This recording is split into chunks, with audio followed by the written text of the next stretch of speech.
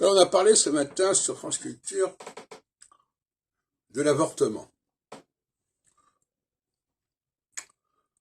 Et puisque c'est un débat aux États-Unis qui vient de se présenter, notamment à la Cour suprême, etc.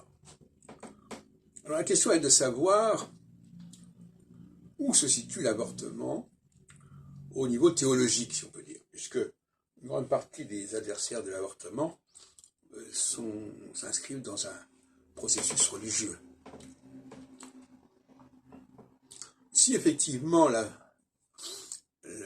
procréation est une question qui appartient au plan divin, parce que c'est l'expression que j'aime bien employer actuellement, refuser un processus de naissance serait s'opposer au plan divin. D'où l'explication quant au rejet de l'avortement. Cela dit, c'est un débat un peu limite, parce que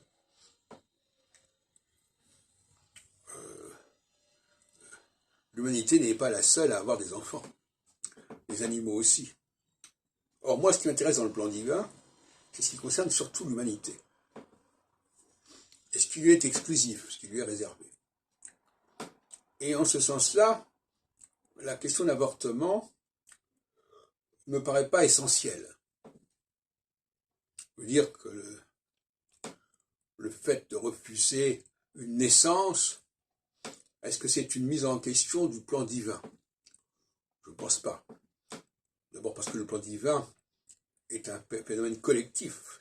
C'est l'humanité dans son ensemble qui est concernée. Et ce qui est beaucoup plus grave que la question de l'avortement, c'est le refus de la cyclologie, par exemple. Et aussi le refus de la dialectique masculin-féminin. Ça, ce sont des phénomènes beaucoup plus importants que la question proprement dite de l'avortement.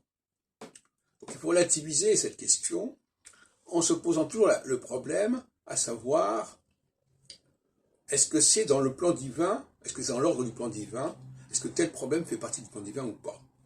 Ou est-ce que c'est un plan beaucoup plus général, qui est celui de l'animal, du végétal, ou encore pire, question qui est la cité, le droit qui veut ceci, le droit qui veut cela.